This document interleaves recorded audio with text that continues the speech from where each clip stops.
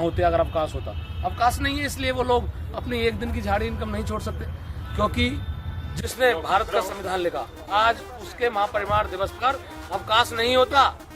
बहन जी 4 बार सीएम रही, क्या उन्होंने कभी विधानसभा में आवाज उठाई? इस देश में इतने नेता हैं, भारत के अंदर 26-27 राज्य हैं, हर राज्य में सांसद विधायक 144 सांसद हैं, उन्होंने कभी आवाज ही नहीं उठाई कि इस देश के अंदर 6 दिसंबर का दिन जो हमारे बीच हमारे ड्राइवर, हमारे मसीहा, हमारे बाबा साहब हमारे बीच से चले गए थे और उनका अवकाश भारत में नहीं मनाया जाता। महापरिनिर्वाण का राष्ट्र अवकाश घोषित नहीं हुआ, उसका क्या कारण है? इस देश में बाबा साहब को 30 साल बाद भारत रत्न दिया गया, जबकि इस देश का पहला प्रधानमंत्री उसको 7 साल बाद भारत रत्न दिया गया। और हमारे बाबा साहब, हमारे मसीहा, जिन्होंने भारत के सभी नागरिकों को अधिकार दिया, उनको 30 साल बाद भारत रत्न दिया गया।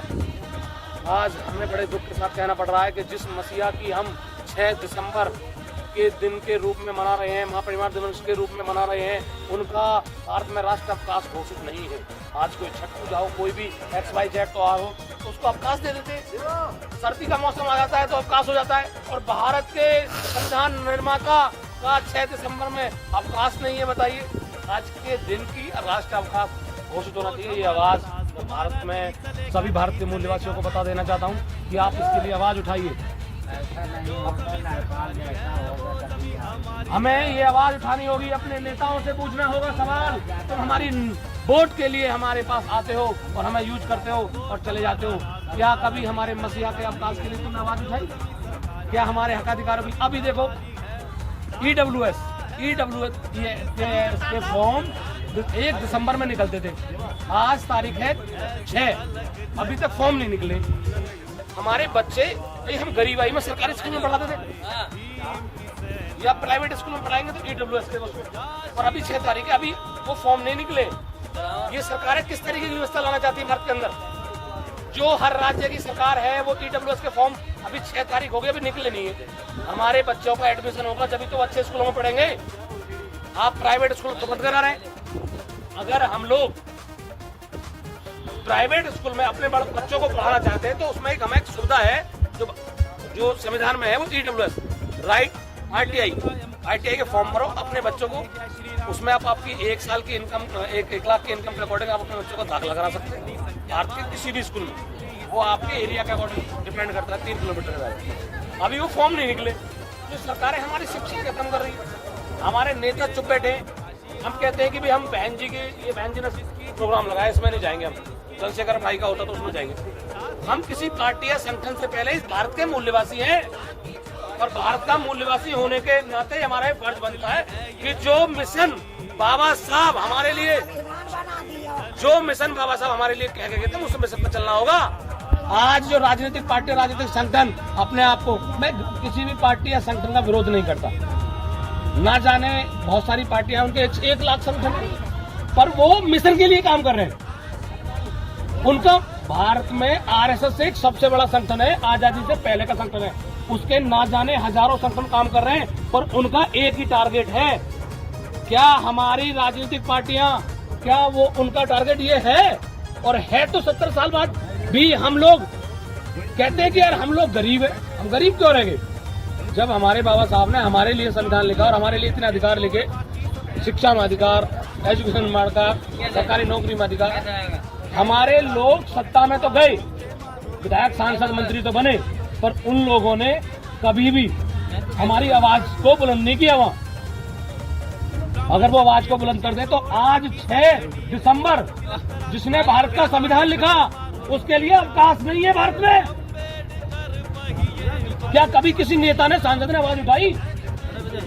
जिन्होंने भारत का संविधान लिखा और 6 दिसंबर के रूप में आज हम बाबा साहब का महापरिनिर्वाण दिवस मनाने के लिए आए दलित प्रेरणा स्थल में, पर भारत में इसका अवकाश नहीं है। सम्राट अशोक की जयंती का अवकाश नहीं होता भारत में। अभी कोई भी प्रोग्राम या आंधी तूफान आ जाए तो बच्चों की छुट्टी कर दी जाती है, पर आज हमारे मसीहा हमारे बीच नहीं रहे। 6 दिसंबर के रूप में आज हम मना रहे हैं महापरिनिर्वाण दिवस, उनका अवकाश नहीं है भारत में। क्या किसी राजनीतिक पार्टी या संगठन ने यह आवाज उठाई? सम्राट अशोक जिन्होंने हमारे भारत के लिए बुद्ध दिया, युद्ध को त्यागा, उनका अवकाश नहीं मनाया जाता है भारत में। हमने कभी अपने अधिकार पढ़े ही नहीं।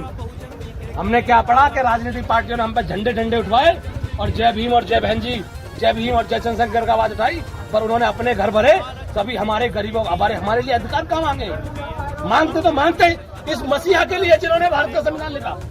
आज उनका महापरिनिर्वाण दिवस है, पर उनका भारत में अवकाश नहीं है। सम्राट अशोक जिन्होंने 84,000 स्तूपों की स्थापना करी, उनका अवकाश नहीं मनाया जाता भारत में, एक छुट्टी के रूप में नहीं है। और आज भारत का जो सबसे बड़ा संगठन आरएसएस, उसके ना जाने कितने संगठन, उनकी विचारधारा एक है।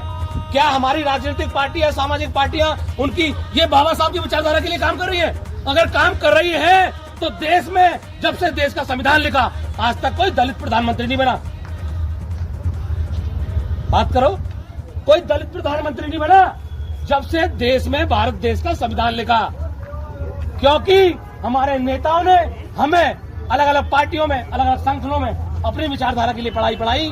कभी महापुरुषों की पढ़ाई नहीं पढ़ाई। मान्यवर काशीराम जी ने महापुरुषों की पढ़ाई थी, DS4 और वामसेप की स्थापना करी थी। इस उत्तर प्रदेश के अंदर बहन जी को 4 बार सीएम बनाया था। हम लोग जब तक अपने बच्चों को कैटेगराइज नहीं करेंगे, मिशन की परिभाषा नहीं बताएंगे, महापुरुषों की विचारधारा की परिभाषा नहीं बताएंगे, हम इस देश में सत्ता नहीं ला सकते। एक सांसद है, एक विधायक बना के कुछ नहीं कर सकते। हमें एक होना पड़ेगा। हमें इन राजनीतिक और संगठनों को अलग रखकर महापुरुषों की विचारधारा के लिए काम करना होगा, महापुरुषों के मिशन के लिए काम करना होगा। जब ये महापुरुषों का मिशन आगे बढ़ेगा, जब हम इस देश में प्रधानमंत्री और मुख्यमंत्री बना सकेंगे। वरना हम लोग क्यों आए, क्यों गए, मर गए, मर जाएंगे, कोई सुनने वाला नहीं है तुम्हारी। हमें इस देश में बाबा साहब के मिशन के लिए काम करना होगा, बाबा साहब की विचारधारा के लिए काम करना होगा। और इस देश में हम लोग जब तक महापुरुषों की विचारधारा के लिए काम नहीं करेंगे, राजनीतिक और गैर राजनीतिक संगठनों को छोड़कर हम महापुरुषों के मिशन के लिए आगे काम नहीं करेंगे, हम लोग कभी आगे नहीं बढ़ेंगे। जय भीम, जय भारत, जय संविधान। नमो बुद्धाय साथियों।